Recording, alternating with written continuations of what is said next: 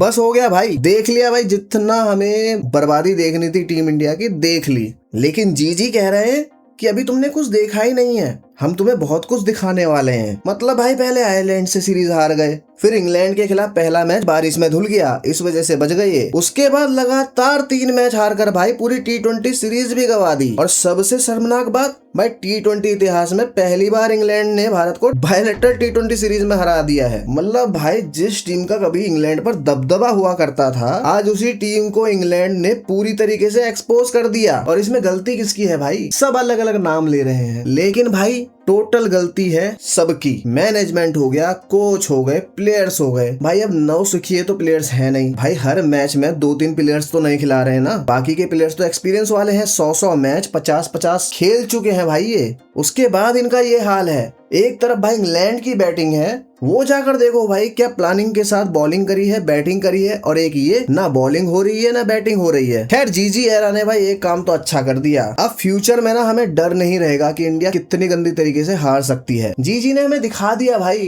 कि आप किस लेवल पे हार सकते हो, तो हम उसके लिए तैयार रहेंगे आगे से। तो भाई चलिए जानते हैं चौथे T20 की पूरी कहानी और वो रिकॉर्ड्स जो भाई भारतीय फैंस कभी याद नहीं रखना चाहेंगे। भारत ने टॉस जीतकर भाई पहले बल्लेबाजी चुनी मतलब पिछले मैच में भाई ये जल्दी आउट हुए तो सोचा आज बैटिंग करेंगे तो कुछ उखाड़ लेंगे, लेकिन भाई शुरुआत एक बार फिर खराब रही। ओपनिंग करने आए वैभव सूर्यवंशी और अभिषेक शर्मा ने तेज शुरुआत करने की कोशिश जरूर करी, लेकिन दोनों पावर प्ले के अंदर ही पवेलियन लौट गए। वैभव 15 और अभिषेक सिर्फ 16 रन बना सके। इसके बाद भाई ईशान किशन भी ज्यादा देर तक नहीं टिके और भारत लगातार दबाव में आ गया। किशन का भी कुछ समझ में नहीं आ रहा भाई। लास्ट हमने बड़ी पारी कब देखी थी मुझे भी याद नहीं है, IPL में ही खेला होगा भाई, वहीं के शेर हैं सारे। अब भाई 3 विकेट जल्दी गिरने के बाद श्रेयस अय्यर ने एक साइड को संभाल के रखा। उनका साथ निभाने के लिए आए थे शिवम दुबे। उनसे उम्मीद थी कि भाई वो रन रेट को बढ़ाएंगे, काफी तेजी से रन बनाएंगे, लेकिन भाई रन बॉल बना के गया है बंदा भाई।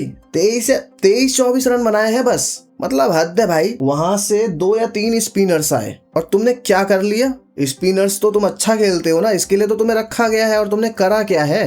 हद है यार मतलब। खैर भाई अय्यर ने नॉट आउट 49 बॉलों में 80 रन की शानदार कप्तानी पारी खेली, लेकिन लास्ट में हार ही गए ना तो इसकी वैल्यू ही खत्म हो जाती है। दूसरे बल्लेबाज भाई कोई बड़ा योगदान दे ही नहीं पाए और भारत भाई 20 ओवर में 158 रन ही बना सका। ऐसा लग रहा था कि भाई अगर बॉलिंग कमाल करे तो मुकाबला बन सकता है, क्योंकि मैच से पहले बताया जा रहा था कि भाई एवरेज रन स्कोर यहाँ पे 170-80 का है, ज्यादातर 170 का। तो ऐसे में भाई उम्मीद थी कि इंडिया कुछ तो कर लेगी, 20 रन ही तो कम है, लेकिन हम भूल गए ना भाई हम कौन हैं। अब भाई इंग्लैंड की शुरुआत में ही हर्षदीप सिंह ने जॉस बटलर को आउट कर दिया और भारत को एक उम्मीद दिलाई कि भाई कुछ हो सकता है, लेकिन इंग्लैंड ने कहा कुछ नहीं हो सकता। फिल सॉल्ट और कप्तान हैरी ब्रुक ने भाई गेंदबाजों की ऐसी गेंद फाड़ी है कि मैच ही एक तरफा बना दिया। दोनों बल्लेबाजों ने दूसरे विकेट के लिए 146 रन की नॉट आउट पार्टनरशिप की है। फिल सॉल्ट ने 55 रन बनाए, हैरी ब्रुक ने भाई 35 बॉलों में 79 रन ठोक दिए और इंग्लैंड ने सिर्फ भाई 13.5 ओवर में ही ये लक्ष्य हासिल कर लिया और भारत को 9 विकेट से रौंद दिया। और इसके साथ ही भाई इंग्लैंड ने पहली बार भारत के खिलाफ कोई द्विपक्षीय T20 सीरीज जीत ली है। अब बात करते हैं भाई उन रिकॉर्ड्स की जो इस हार को और भी ज्यादा शर्मनाक बना देते हैं, मतलब सोने पे सुहागा वाली बात होगी। अब सबसे पहले भाई भारत ने इंग्लैंड के खिलाफ पिछली 6 बायलैटरल T20 सीरीज में से 5 जीती थी और 1 ड्रॉ रही थी, लेकिन इस बार वो रिकॉर्ड भी टूट गया। दूसरा, भारत इससे पहले भाई अपनी पिछली 12 बायलैटरल T20 सीरीज में 11 जीत चुका था, सिर्फ 1 ड्रॉ हुई थी, लेकिन अब लगातार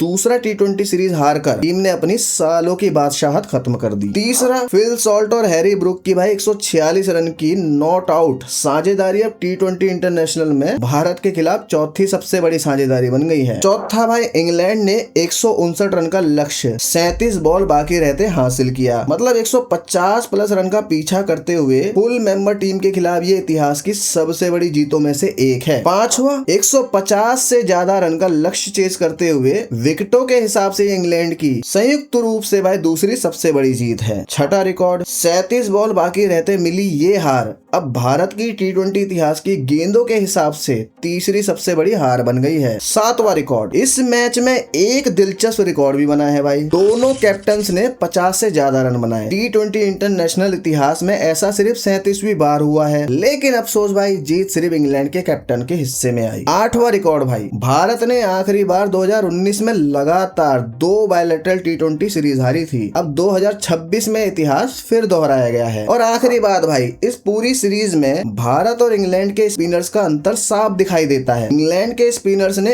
8 विकेट लिए, जबकि भारतीय स्पिनर्स सिर्फ 3 विकेट ही निकाल सके हैं। यही फर्क पूरी सीरीज में नजर आया। अब सवाल भाई सिर्फ हार का नहीं है, सवाल यह है कि आखिर टीम इंडिया के साथ हो क्या गया है। पहले आयरलैंड से सीरीज हार गए, अब इंग्लैंड से भी सीरीज हार गए, और 4 मैच खेलने के बाद भी एक जीत दर्ज नहीं कर पाए। और 5वें मैच में क्या ही होगा हमको नहीं पता। क्या back to back whitewash हो जाएगा? कुछ नहीं कह सकते भाई। ये सिर्फ खराब फॉर्म का नतीजा नहीं है भाई, क्योंकि इसमें टीम सिलेक्शन, कप्तानी और रणनीति तीनों पर ही सवाल खड़े हो चुके हैं। वैसे आपको क्या लगता है भाई, इस शर्मनाक रिकॉर्ड का सबसे बड़ा जिम्मेदार कौन है? कैप्टन, बल्लेबाज, गेंदबाज या टीम मैनेजमेंट? कमेंट करके जरूर बताना। और भाई वीडियो पसंद आई हो तो इसे लाइक कर देना, चैनल को सब्सक्राइब करना मत भूलना।